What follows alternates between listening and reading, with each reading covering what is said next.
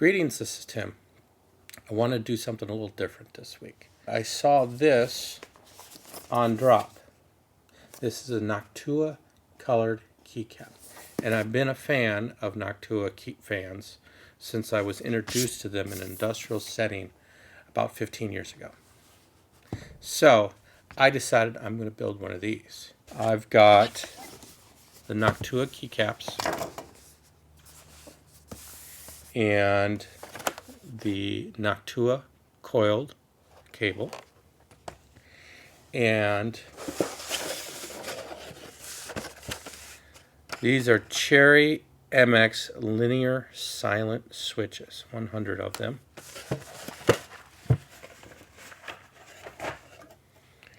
And then I'm going to use this GMMK from Glorious as the chassis. Now, I wasn't sure if this is going to work. I've looked. As far as I can tell, it's going to work. Apparently, there are screw-in type switches. There are 2-pin switches, 3-pin switches, 4-pin switches. Some you have to pre-lube, some you don't. And since I'm just getting into this, I wanted basic. But I also got this. So I figure I need to be in the proper attire. This is a fairly heavy sweatshirt.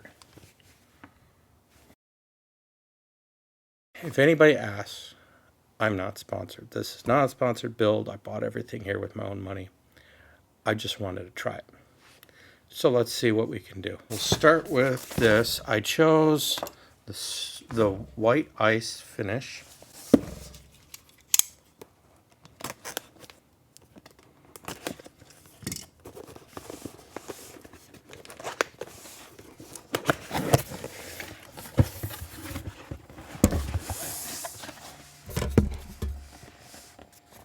Sticker, gel pack.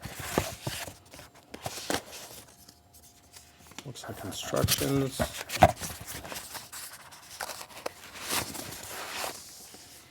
Keyboard. Extra gasket strips. USB cable. Keycap puller. Another keycap puller, it looks like, and some screws. And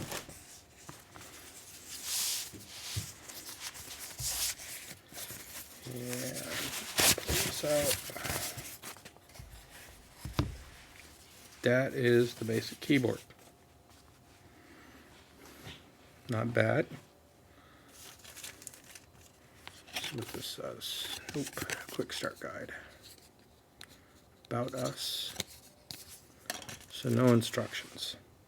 So what I found online was essentially this is a pre-lubricated switch.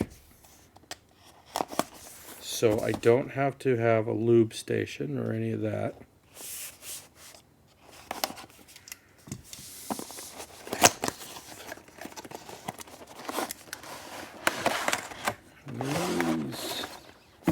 Here are the keys.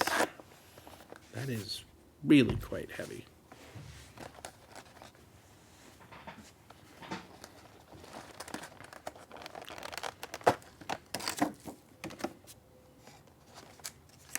Reminds me of the old keyboards.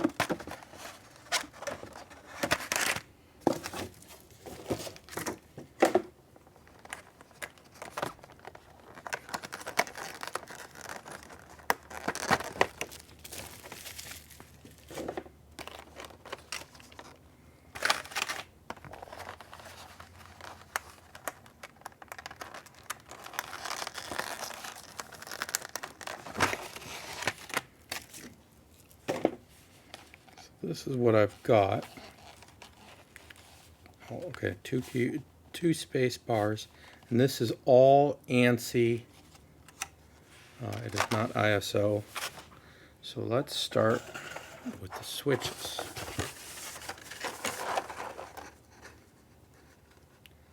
Assuming, okay, so the 2 little pins on the bottom, and they need to go to the top.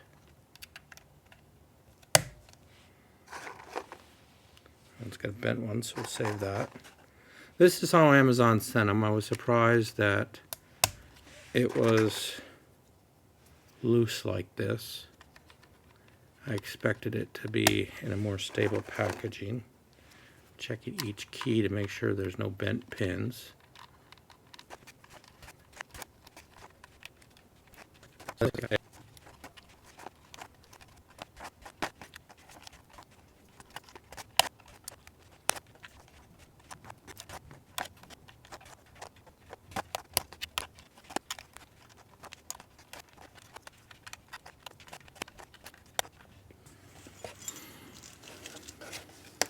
So the switches are all in.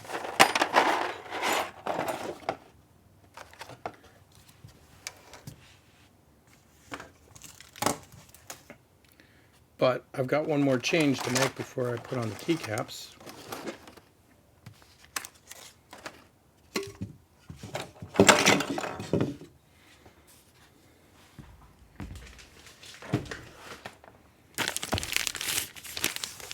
I also received this package with my order.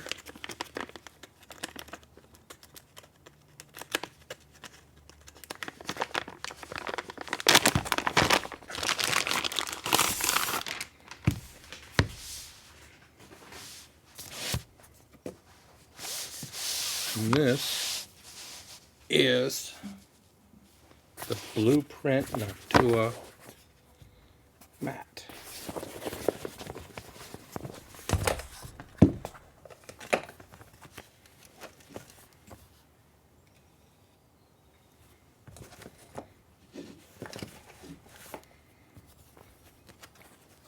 Got some of the fan curves on this side.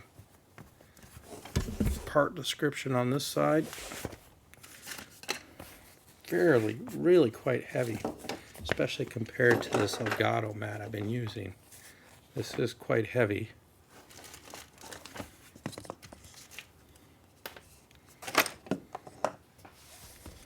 And that's a very heavy keyboard.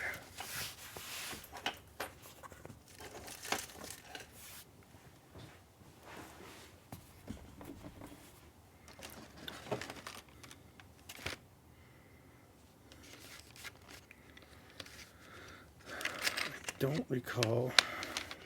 Let's go short. No.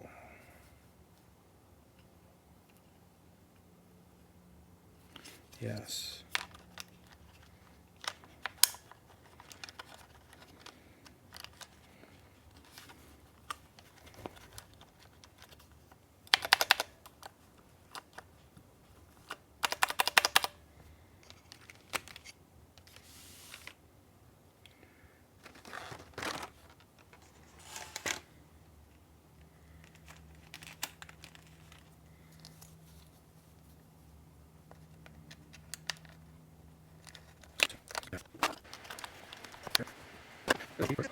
I pulled up the ANSI keyboard layout diagram so I could match the standard.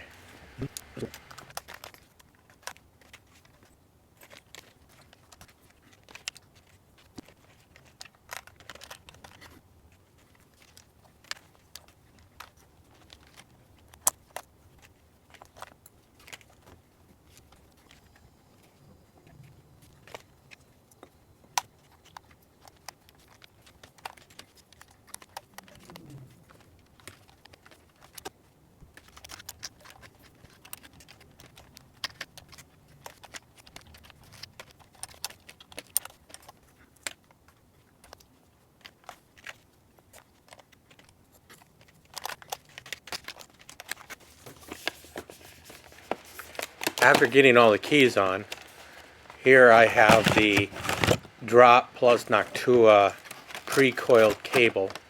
It had a plastic rod in the coil to keep its form, and it had a unique 5-pin Aviator plug on both sides of the cable. I wish more keyboard cables were like this.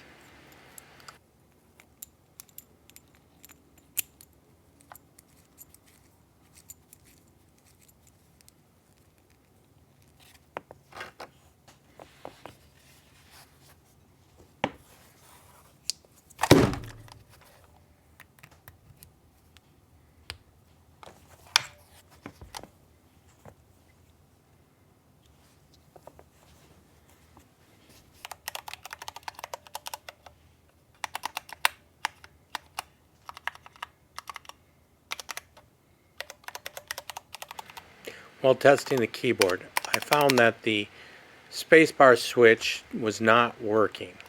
So here you see me remove the spacebar and insert a new switch. Overall, while building this keyboard, out of the 100 switches that I ordered, I found that 14 were no good. They either had bent pins or just would not register once they were installed in the keyboard.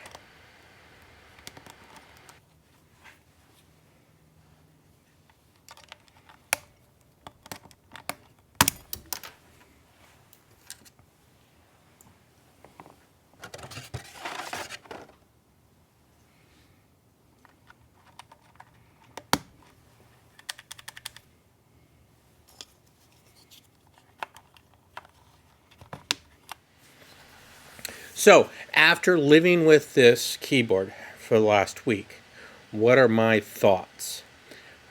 The good is I really like the weight of this keyboard.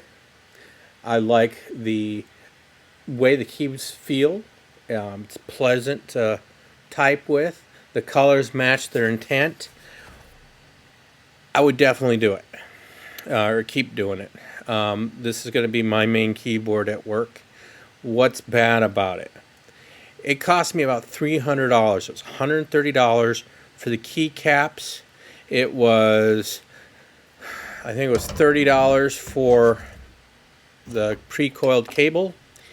And then it was $160 for the keyboard. So it's pricey. But I spend 40 to 50 to 60 hours a week on this keyboard.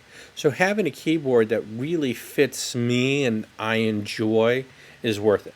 If you're not living with the keyboard, it may not be worth it. While I liked the switches and I liked the way they felt, I wanted to use the more unique keycaps throughout the keyboard. Like I wanted to use the any key right here for the W, but the profile of the key doesn't match what's around it.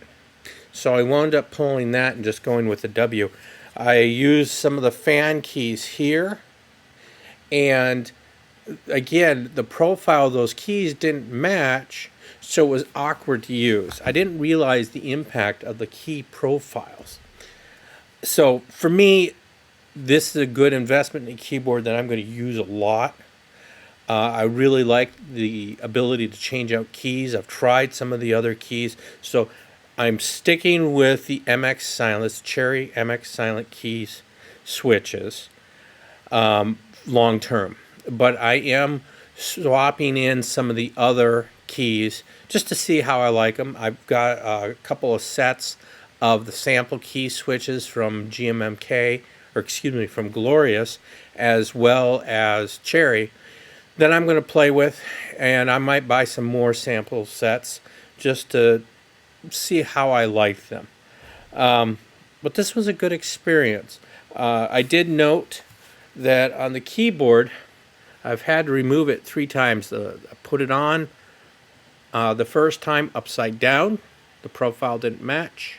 Second time is when I realized the switch underneath didn't work. And the third time, I forget why I removed it the third time, but I am noticing that each time it is slightly damaging the edge of this space bar.